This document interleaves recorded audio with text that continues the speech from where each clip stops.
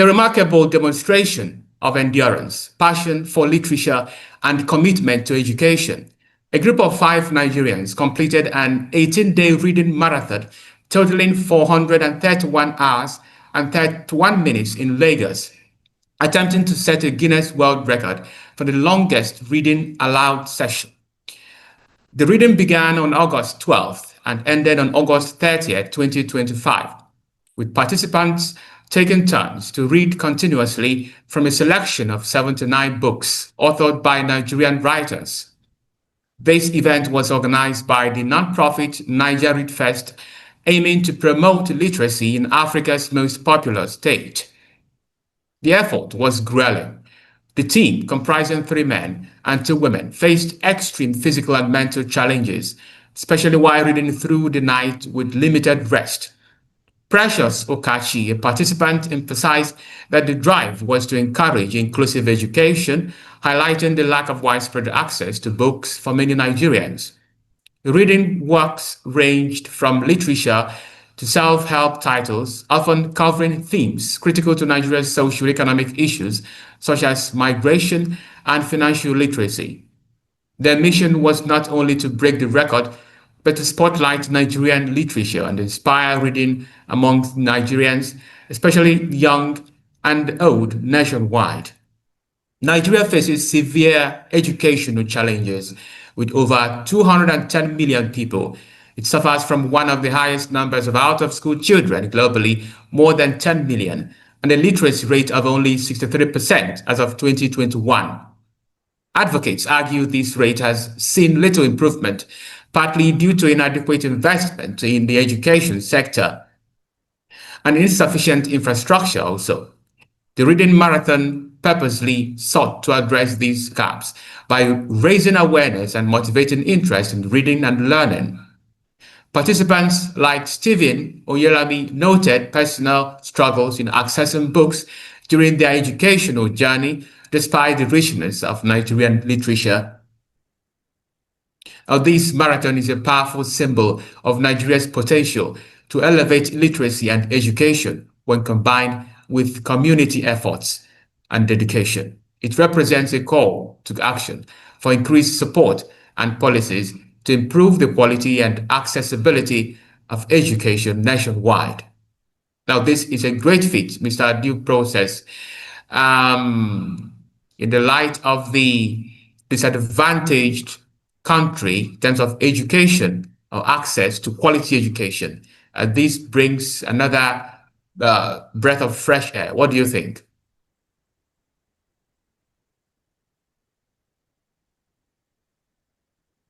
Study process? Yes, it's commendable that such organizers are able to put themselves together to stage a very germane context that even lead to the breaking of Guinness World Record. And it's able to draw global attention to the Nigerian child that have been neglected in terms of inadequate provision of their education. And if you look at budgetary allocation by the federal government, it shows complete neglect for Nigerian educational sector. And any society that the overwhelming majority are neglected, not being given proper education, cannot make meaningful development, cannot make meaningful progress for themselves and for the country. So the wisest thing for any government to do is to provide literacy for her population. There have to be mass literacy for the out-of-school children, plus basic education for those who are within the range, age limits for basic education. So, and for the adult population that already miss the opportunity, there should be provision of adult literacy classes in order to bridge the gap literacy.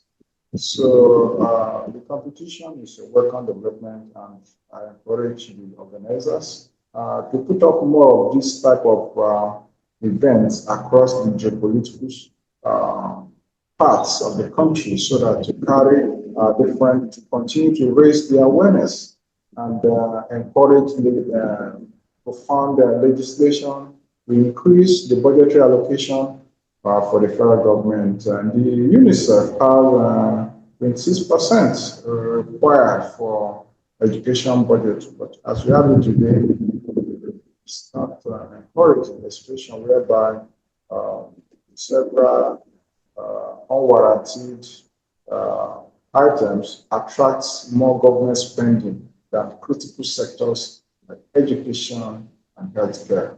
Any country that is ready to make progress cannot abandon these critical areas. Education is the bedrock of any meaningful development of any country. And any country that abandons educational institution cannot make progress. Look at us today.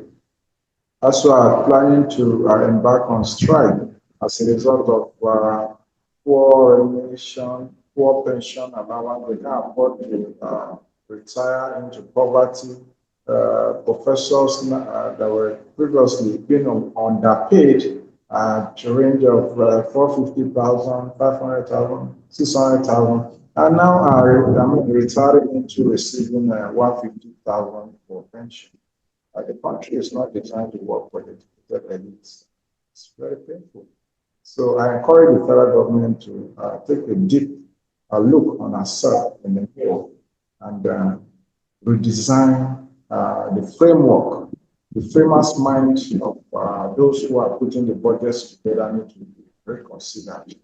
Because so far, there's nothing to write home about our budgetary system. It's not favorable. It's not sustainable. It creates poverty. It creates illiteracy. It dampens the morale of those who are doing legitimate businesses across the board. That's my submission. All right, thank you very much, Mr. Ako. Mr. Ibrahim, let's have your take on this. All right, Mr. Tutukurafel.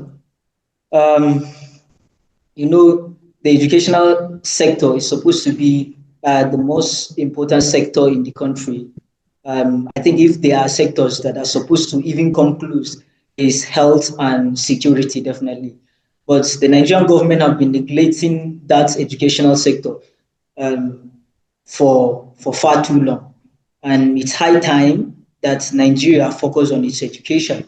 And you can see the nonchalant attitude in the government with regards to education, visually in what they did when these ladies won Nigerian championship in England. The Nigerian government offered them only 200,000. In stark contrast to what they offered footballers, millions of naira. It signifies that the government don't value education in any case, shape, or form. So Nigerians are so passionate with regards to education, and they are making wave globally despite the challenge. It is a call to the government to prioritize education at this critical moment in time, because no society will grow above the level of their education. And education should be the key for us to navigate through this storm that the country is currently going through.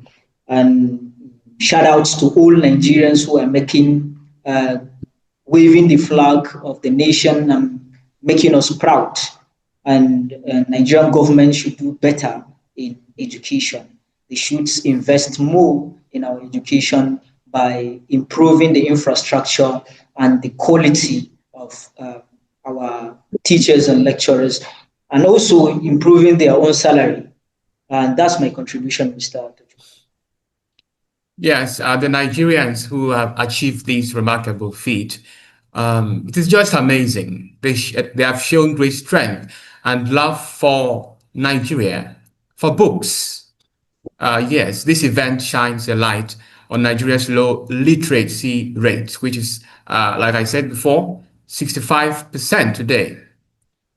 We know millions of children in Nigeria are still out of school.